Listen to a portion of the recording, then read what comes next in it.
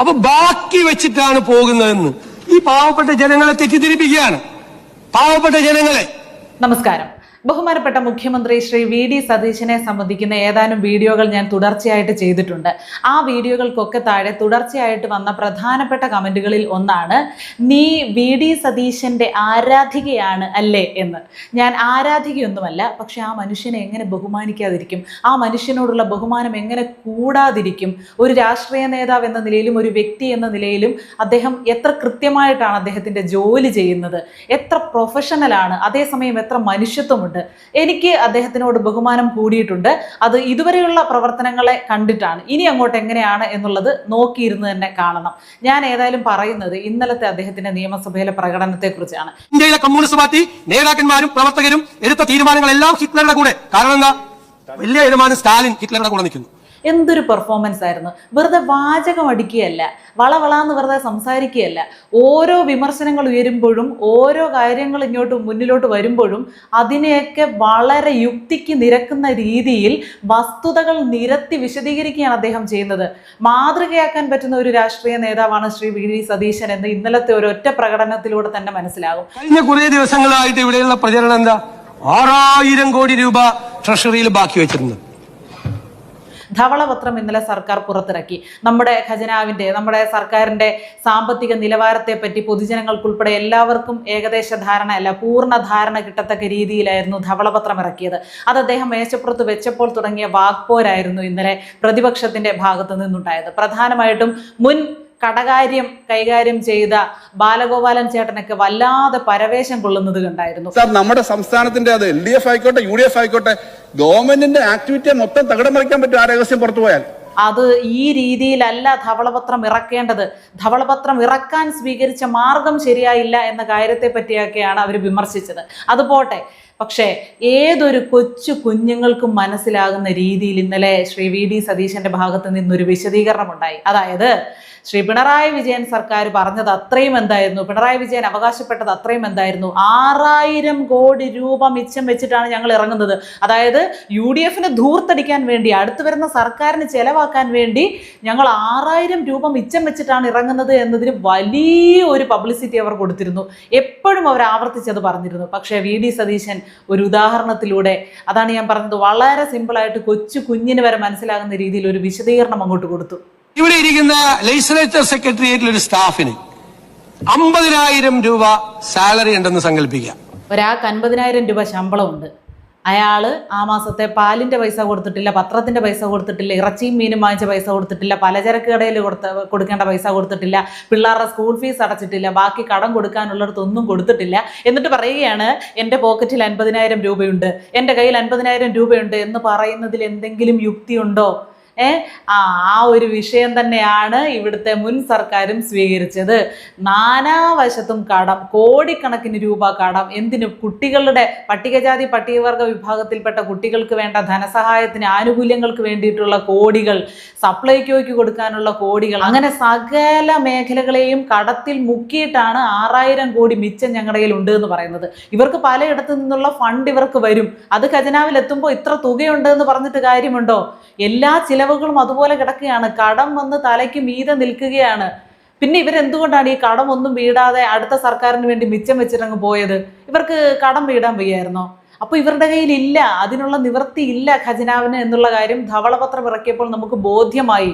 പക്ഷേ ബാലഗോപാലന്റെ ഒക്കെ ഒരു പരവേശം ഇന്നലെ കാണേണ്ടത് തന്നെയായിരുന്നു കേട്ടോ. അങ്ങനെ രഹസ്യം പുറത്തേക്ക് കൊടുത്തിട്ട് ധവളപത്രം ഇറക്കുന്നത് ശരിയല്ല.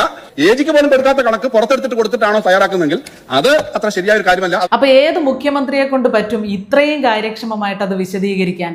അതുകൂടാതെ തന്നെ ഈ പിണറായി വിജയൻ അദ്ദേഹത്തിനോട് പറഞ്ഞു, സോവിയറ്റ് യൂണിയൻ എന്നത് ഒരു നിഷ്പക്ഷ രാഷ്ട്രമായിരുന്നു, എപ്പോഴും നിഷ്പക്ഷതയാണ് സോവിയറ്റ് യൂണിയൻ സ്വീകരിച്ചിട്ടുള്ളത്. ചരിത്രമൊന്നും അറിയാത്ത ആളോട് സംസാരിക്കുന്നത് പോലെയാണ് പിണറായി വിജയൻ സംസാരിച്ചത്. പക്ഷേ ശ്രീ വി.ഡി. സതീശന്റെ കാര്യം നമുക്കെല്ലാം അറിയാം. അദ്ദേഹത്തിന് പരന്ന വായനയുള്ള ആളാണ്, അദ്ദേഹത്തിന് ചരിത്രത്തെക്കുറിച്ച് നല്ല ബോധ്യമുണ്ട്, അത്യാവശ്യം കാര്യങ്ങളെ പറ്റിയൊക്കെ നല്ല വിവരവും വിദ്യാഭ്യാസവുമുള്ള ആളാണ് ശ്രീ വി.ഡി. സതീശൻ. അദ്ദേഹം കൃത്യമായിട്ട് ഓരോ കാര്യങ്ങളും നിരത്തി, ചരിത്ര വസ്തുതകൾ നിരത്തിയാണ് അതിനെ എതിർത്തത്, അതിനെ നേരിട്ടത്. പിന്നെ മഴ അടിക്കാൻ പറ്റുമോ? അവിടെ മഴ പെയ്താൽ ഇവിടെ കുടപിടിച്ച് നടക്കുന്ന ആളല്ല. മോസ്കോയിൽ മഴ പെയ്താൽ തിരുവനന്തപുരത്ത് കുടപിടിച്ച് നടക്കുന്ന കമ്മ്യൂണിസ്റ്റുകാരാ. സ്റ്റാലിൻ ആരായിരുന്നു? ഹിറ്റ്ലറുടെ പിന്നാലെ സ്റ്റാലിൻ പോയത് എന്നായിരുന്നു? സ്റ്റാലിൻ പോയപ്പോൾ സ്റ്റാലിന് പിന്നാലെ കമ്മ്യൂണിസ്റ്റ് അണികളും പോയില്ലേ? അപ്പോൾ നിലപാട് എവിടെ നിന്നിരുന്നു? സോവിയറ്റ് യൂണിയൻ എവിടെ നിലപാടുണ്ടായിരുന്നെന്നാണ് പറയുന്നത്. ഹിറ്റ്ലറിന്റെ നിലപാടിനൊപ്പം സഞ്ചരിച്ചവരാണ് കമ്മ്യൂണിസ്റ്റ് നേതാക്കളെന്നും മനുഷ്യന്റെ ജീവിതത്തെ അങ്ങേയറ്റം ദുരിതത്തിലാഴ്ത്തിയ കമ്മ്യൂണിസ്റ്റ് നടപടികളെ, കമ്മ്യൂണിസ്റ്റ് ചരിത്രത്തെ ഒന്നും നമ്മളെ ഓർമ്മപ്പെടുത്തരുത് എന്നുകൂടി ശ്രീ വി ഡി സതീശൻ പറഞ്ഞു. അതുകൂടാതെ എനിക്ക് വളരെ രസകരമായിട്ട് തോന്നിയ മറ്റൊരു വിഷയം കൂടിയുണ്ട്. ഇന്നലത്തെ താരം ഒരു സംശയവുമില്ല ശ്രീ വി ഡി സതീശൻ തന്നെയായിരുന്നു. നിയമസഭയെ അദ്ദേഹം തൂക്കി എന്ന് തന്നെ പറയാം. പൂക്കി മുഖ്യമന്ത്രി നിയമസഭയെ തൂക്കുന്ന കാഴ്ചയാണ് ഇന്നലെ കണ്ടത്. അതിനിടയ്ക്ക് ഞാൻ പറഞ്ഞു വന്നത് നമ്മുടെ VP സജീന്ദ്രൻ MLA അദ്ദേഹം വളരെ രസകരമായിട്ട് P രാജീവിനെ കുറിച്ച് സംസാരിച്ചു. ആഗോളതലത്തിലുണ്ടായ ചില മാറ്റങ്ങളുടെ അടിസ്ഥാനത്തിൽ വന്ന വ്യതിചലനങ്ങളുടെ ഭാഗമായി ഉണ്ടായ ഉരുത്തിരിഞ്ഞു വന്ന ചില മാറ്റങ്ങളായിട്ട് ഇതിനെ കാണാൻ കഴിയുള്ളൂ എന്നാണ് പറഞ്ഞത്. അദ്ദേഹം ഇതുവരെ തോൽവി സമ്മതിച്ചിട്ടില്ല. തോൽവിയെ കുറിച്ച് ചോദിക്കുമ്പോഴൊക്കെ ഹോർമുസ് കടലിടുക്കിലെ ഇന്ധന ചോർച്ചയുടെ ഭാഗമായിട്ടുണ്ടായ തോറ്റവർ തോൽക്കട്ടെ, ജയിച്ചവർ ജയിക്കട്ടെ എന്ന രീതിയിലുള്ള ഒരു കാഴ്ചപ്പാടിന്റെ ഭാഗമായിട്ട് വികസിച്ചു വന്ന സാങ്കേതിക വിദ്യയുടെ ഫലമായിട്ടാണ് തോൽവി സംഭവിച്ചത് എന്നൊക്കെയാണ് വ്യാഖ്യാനിക്കുന്നത്. ഇതുവരെ ഞങ്ങൾ തോറ്റു എന്ന് സമ്മതിക്കുന്നില്ല, സമ്മതിക്കാൻ അവർക്ക് പറ്റുന്നില്ല. ഇവര് വായിക്കൊള്ളാത്ത വാക്കുകളൊക്കെ ഇങ്ങനെ ജനങ്ങളുടെ മുന്നിൽ പ്രസംഗിച്ച് എന്തൊക്കെയോ പറഞ്ഞ് നിൽക്കുന്നതല്ലാതെ തോൽവി അംഗീകരിക്കാനോ തോറ്റതിന്റെ കാരണം ഉൾക്കൊള്ളാനോ ഒന്നും ഇതുവരെ അവർക്ക് ആർക്കും സാധിച്ചിട്ടില്ല. ആ ഒരു വിഷയം വളരെ വളരെ രസകരമായിട്ട് ആ MLA അവതരിപ്പിക്കുന്നത് കേട്ടു. ഇദ്ദേഹം ജയിച്ചു വന്ന പ്രതിപക്ഷ നേതാവിന്റെ കസേരയിൽ നിന്ന് അങ്ങ് ചെയ്യുമായിരുന്നു. അങ്ങ് പിന്നെ ഡിക്ഷണറിയൊക്കെ എടുത്തു വെച്ചതെല്ലാം മനസ്സിലാക്കിയതൊക്കെ പോയത്. പക്ഷേ എഴുതാനിരിക്കുന്ന പിള്ളേരെന്ത് ചെയ്യാനും സാർ? നല്ല വാക്ചാതുരിയുള്ള ഒരുപാട് MLA-മാർ നമുക്ക് ഇപ്രാവശ്യമുണ്ട് എന്നതുകൂടി ആശാവഹമായിട്ടുള്ള ഒരു കാര്യമാണ്, പ്രതീക്ഷ നൽകുന്ന ഒരു കാര്യമാണ്. വെറുതെ എന്തെങ്കിലും എഴുതി അവിടെ വന്ന് നിന്ന് യാന്ത്രികമായിട്ട് വായിച്ചിട്ട് പോകുന്ന ആളുകളല്ല. തന്മയത്വത്തോടു കൂടി കാര്യങ്ങൾ അവതരിപ്പിക്കാൻ ശേഷിയുള്ള കുറെ MLA-മാരാണ് ഇത്തവണ നിയമസഭയിൽ ഉള്ളത് എന്നതാണ് നമുക്ക് ഏറ്റവും പ്രതീക്ഷ നൽകുന്ന ഒരു കാര്യം. ഇന്നും അദ്ദേഹത്തോട് പത്രക്കാർ ചോദിച്ചപ്പോൾ ഹോർമീസ് കടലിടുക്കിനിടയിലൂടെ വന്ന അന്തർവാഹിനിയിൽ നിന്ന് ഒലിച്ചു വന്ന ലാവയിലൂടെ പ്രവഹിച്ച ചില മാറ്റങ്ങളാണ് ഇതെല്ലാം എന്ന് അദ്ദേഹം പറഞ്ഞു. അതുപോലെ തന്നെയാണ് കേട്ടോ ശ്രീ വി ഡി സതീശൻ ഇപ്പോൾ ചിരിക്കുന്ന മുഖ്യമന്ത്രി എന്നതിലുപരിയായിട്ട്, അദ്ദേഹം മനുഷ്യത്വമുള്ള ഒരാൾ എന്നതിലുപരിയായിട്ട്, അദ്ദേഹം എല്ലാവരെയും ചേർത്ത് നിർത്തുന്ന ഒരാൾ എന്നതിലുപരിയായിട്ട് ഇത് എഴുതി വായിക്കുന്ന ശീലം അദ്ദേഹത്തിനില്ല. എഴുതേണ്ട വസ്തുതകൾ, പോയിന്റുകൾ എഴുതിക്കൊണ്ട് വരും. പക്ഷെ അത് നേരെ കണ്ണിൽ നോക്കി തൻ്റെതായിട്ടുള്ള ഭാഷയിൽ മനുഷ്യർക്ക് മനസ്സിലാകുന്ന വിധത്തിൽ പറഞ്ഞു ഫലിപ്പിക്കാനുള്ള നല്ല ഒരു ശേഷി, നല്ല ഒരു കഴിവ് അദ്ദേഹത്തിനുണ്ട്. അത് നമ്മുടെ ഭാഗ്യമാണ്. നമ്മൾ ഇതുവരെയും കണ്ടിരുന്ന, നമ്മുടെ 10 വർഷക്കാലം കൊണ്ട് നമ്മൾ കണ്ടിരുന്ന പിണറായി വിജയനെ നമുക്കറിയാം. അദ്ദേഹം തല ഉയർത്തിയൊന്നും നോക്കില്ല, എന്തൊക്കെയോ എഴുതി കൊടുക്കുന്നു, അക്ഷരം തെറ്റാതെ അത് നോക്കി വായിക്കാൻ ശ്രമിക്കുന്നു എന്നതിലുപരി യാതൊരു വൈകാരികതയും ഇല്ലാതെ എന്തൊക്കെയോ ഏതോ ജനത്തിനോട് സംസാരിച്ചിട്ട് പോകുന്നു. അതല്ലാതെ നമുക്കൊരു ഫീല് അതിൽ നിന്നും ഉണ്ടായിട്ടില്ല. പക്ഷെ നമ്മുടെ മുഖ്യമന്ത്രി സംസാരിക്കാൻ കയറുമ്പോൾ നമ്മളെ പ്രതിനിധീകരിച്ചുകൊണ്ട് അദ്ദേഹം സംസാരിക്കുന്ന ഒരു ഫീല് നമുക്കുണ്ടാകുന്നുണ്ട്. കഴിഞ്ഞ കുറേ ദിവസങ്ങളായിട്ട് ഇവിടെയുള്ള പ്രചരണം എന്താ? 6000 കോടി രൂപ ട്രഷറിയിൽ ബാക്കി വെച്ചിട്ടുണ്ട്. അദ്ദേഹം പറയുകയാണ്, കഴിഞ്ഞ ദിവസം ചോദിച്ചത് കേട്ടില്ലേ, നിങ്ങൾ ഉയർത്തി വെച്ച കടം തീർക്കണ്ടേ? എത്ര കൂളായിട്ടാണ്, എത്ര യുക്തിസഹമായിട്ടാണ് അദ്ദേഹം ചോദ്യങ്ങൾ ചോദിക്കുന്നത്.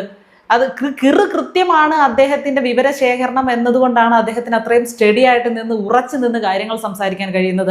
1 കോടി രൂപ പോലും അങ്ങോട്ടും ഇങ്ങോട്ടും, 1 രൂപ പോലും അങ്ങോട്ടും ഇങ്ങോട്ടും മാറാതെ കൃത്യമായിട്ടുള്ള കണക്കുകൾ ഒന്ന് നോക്കി വായിക്കാതെ പോലും മനഃപ്പാഠമാക്കി വെച്ചുകൊണ്ടാണ് അദ്ദേഹം കഴിഞ്ഞ ദിവസം നിയമസഭയിൽ സംസാരിച്ചത്. കോടിക്കണക്കിന് രൂപയുടെ കടത്തിൽ കേരളത്തെ മുക്കിയിട്ട് ഞങ്ങൾ വീണ്ടും കോടിക്കണക്കിന് രൂപയുടെ മിച്ചം വെച്ചിട്ടാണ് ഖജനാവിൽ പൂച്ചപെറ്റ് കിടക്കുന്ന അവസ്ഥയിലല്ല ഞങ്ങൾ ഇവിടെ ഇറങ്ങിയതെന്ന് വലിയ രീതിയിൽ പ്രസംഗിക്കുന്ന ആളുകൾക്ക് മുന്നിൽ അദ്ദേഹം കണക്കുകൾ നിരത്തിയത്. ആ കാഴ്ചയൊന്ന് കാണേണ്ടത് തന്നെയായിരുന്നു. ശ്രീ വി ഡി സതീശനെ കുറിച്ച് പറയുമ്പോൾ ഒരു കാര്യം കൂടി പറയാതെ വയ്യ. പ്രവേശനോത്സവത്തിന്റെ സമയത്തൊക്കെ കൊച്ചു കുട്ടികളോടുള്ള അദ്ദേഹത്തിന്റെ പെരുമാറ്റം, അദ്ദേഹം മുമ്പ് തന്നെ ഇങ്ങനെ ആയിരുന്നു എന്നാണ് പറയപ്പെടുന്നതും കണ്ടുവരുന്നതും. പക്ഷെ നമ്മൾ അത്രത്തോളം അദ്ദേഹത്തെ ശ്രദ്ധിച്ചിരുന്നില്ല, ഓരോ സൂക്ഷ്മമായിട്ട് അദ്ദേഹത്തെ നിരീക്ഷിച്ചിരുന്നില്ല. പക്ഷെ വളരെ മുൻപുള്ള വീഡിയോകളൊക്കെ പുറത്തു വരുമ്പോൾ ഇപ്പോഴത്തേതുമായി താരതമ്യം ചെയ്യുമ്പോൾ നമുക്ക് മനസ്സിലാകും മുഖ്യമന്ത്രി ആയതിനു ശേഷം നടത്തുന്ന ഒരു പ്രഹസനമല്ല, അദ്ദേഹം ഇങ്ങനെ തന്നെ ആയിരുന്നു. ബേസിക്കലി അദ്ദേഹം ഒരു വളരെ നല്ല മനുഷ്യനാണ് എന്ന് നമുക്ക് പല വീഡിയോകളും കാണുമ്പോൾ മനസ്സിലാകുന്നുണ്ട്. പ്രവേശനോത്സവ സമയത്ത് കുട്ടികളെ അടുത്ത് ചേർത്ത് നിർത്തി അവർക്ക് ഉടുപ്പുകളിലൊക്കെ ഒപ്പിട്ട് കൊടുക്കുന്ന നമ്മുടെ മുഖ്യമന്ത്രി, അവരുമായി സെൽഫി എടുക്കുന്ന, അവരുമായി കൊച്ചു വർത്തമാനം പറയുന്ന മുഖ്യമന്ത്രി, ഒരു ബാലകൻ അദ്ദേഹത്തിന് ഒരു കാറ് സമ്മാനമായിട്ട്, ഒരു കളിപ്പാട്ട കാറ് സമ്മാനമായിട്ട് കൊടുത്തപ്പോൾ ഇതെൻ്റെ മേശപ്പുറത്ത് വെച്ചേക്കാം എന്ന് പറയുന്നു. അതിനുശേഷം അദ്ദേഹത്തിൻ്റെ മേശപ്പുറത്ത് ആ കാർ ഇരിക്കുന്നതാണ് കാണുന്നത്. അത് വെറും വാക്കല്ലായിരുന്നു ആ പറഞ്ഞത്. അപ്പോൾ കുട്ടികളോട് വളരെ ഇഴുകി ചേർന്ന് നിൽക്കുന്ന ആൾ, കുട്ടികളെ ഒരുപാട് സ്നേഹിക്കുന്ന ആൾ, അദ്ദേഹത്തിന് എല്ലാവരെയും സ്നേഹിക്കാൻ പറ്റും, അദ്ദേഹത്തിന് ചെയ്യാനും വളരെ നല്ല ഒരു മനസ്സുണ്ടായിരിക്കും. ബഹുമാനപ്പെട്ട മുഖ്യമന്ത്രിയോട് പറയാനുള്ളത്, വളരെ പ്രതീക്ഷയോടുകൂടിയാണ് നിങ്ങളെ കേരളം കാണുന്നത്. ഇതുവരെയുള്ള പ്രവർത്തനങ്ങളിൽ മികച്ച അഭിപ്രായമാണ് പൊതുജനത്തിനുള്ളത്. ഗതികെട്ട ഒരവസ്ഥയിലാണ് നിങ്ങൾക്ക് ഭരണം കേരളത്തിലെ ജനത കൈമാറിയത്. അതിനോട് ഒരു നീതി നിങ്ങൾ കാണിക്കും എന്നുള്ള ഉറപ്പ് ഞങ്ങൾക്ക് പൂർണ്ണമായിട്ടും ഇപ്പോൾ ലഭിക്കുന്നുണ്ട്. ഇങ്ങനെ തന്നെ തുടരുക.